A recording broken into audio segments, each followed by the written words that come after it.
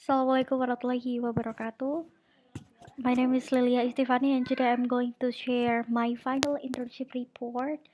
So my student number is 230124008. And on my presentations there are several points that I'm going to discuss. The first one is translation project I have done, and the second one is workflow, challenge and solutions, reflections, and the last I will close these presentations with recommendations. Now I will start with the translation project I have done. So during my internship at Chitra Linguist, I completed at least four different translation projects. Each project is the first one was translating the Emily C200 baby stroller product manual from Chinese and English into Indonesian. This is an instructional document, so the main focus was producing clear, accurate, and user-friendly instructions for Indonesian readers. And for the second project was translating the certificate of loss of Indonesian citizenship issued by the Ministry of Law from Indonesian into English. Since this is an official legal document, I had to maintain accuracy, consistency, and the formal legal terminology throughout the translations. And for the third project was translating a Packet C equivalency certificate and its academic transcript from Indonesia into English.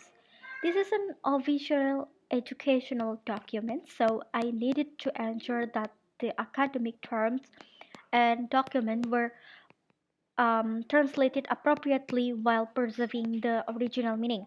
And for the last project was translating English film subtitles. Translation required not only linguistic accuracy but also natural expressions, cultural adaptations, and synchronizations with the timing of the dialogue so that the subtitles were easy to read and also understand. And the next is about the workflow.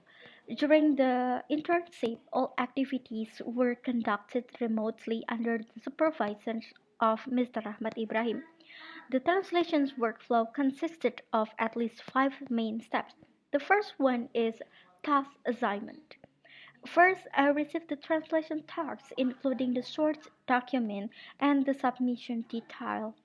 And then I translated the document independently while conducting terminology research whenever necessary. And after completing the translations, I submitted the translated documents to my supervisor, and my supervisor reviewed the translation and provided feedback on accuracy, terminology, and formatting. And finally is revisions. I revised the document based on the feedback before submitting the final version. And next is about the challenges and also solutions.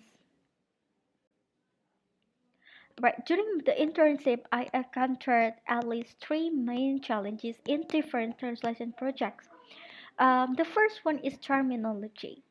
The first challenge was terminology, especially in legal, educational, and technical documents.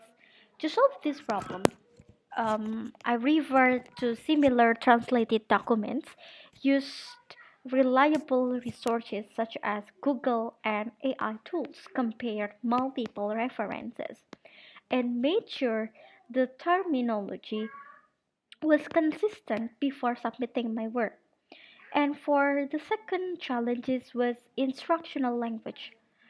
I studied examples of instructional text and paid close attention to the context so that the instructions sounded natural and easy to understand in the target language. And for the last challenges was subtitle synchronizations. I reviewed the subtitles several times to ensure the match the dialogue timing and were comfortable for viewers to read without interrupting and flow the film. Although each project had different challenges, I learned that good translation is not only about translating words but also about delivering the message naturally and accurately. During the internship, I gained many valuable experiences that helped me grow as a translator.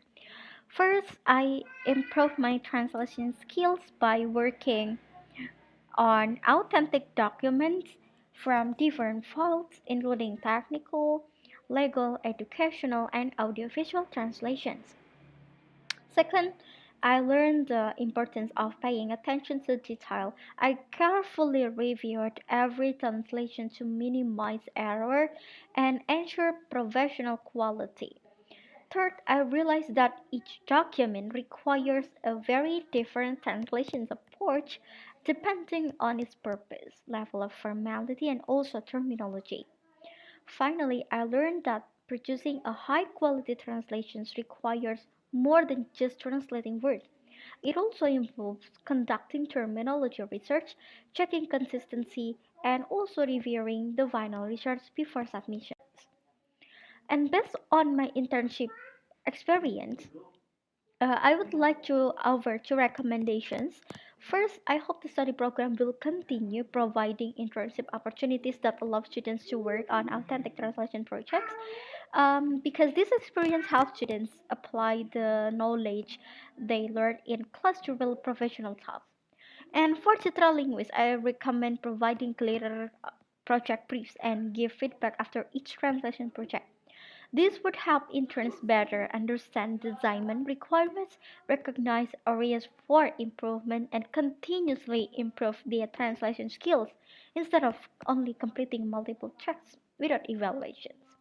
And I hope that the recommendations presented in this report will contribute to the continuous improvement of future internship program. Thank you.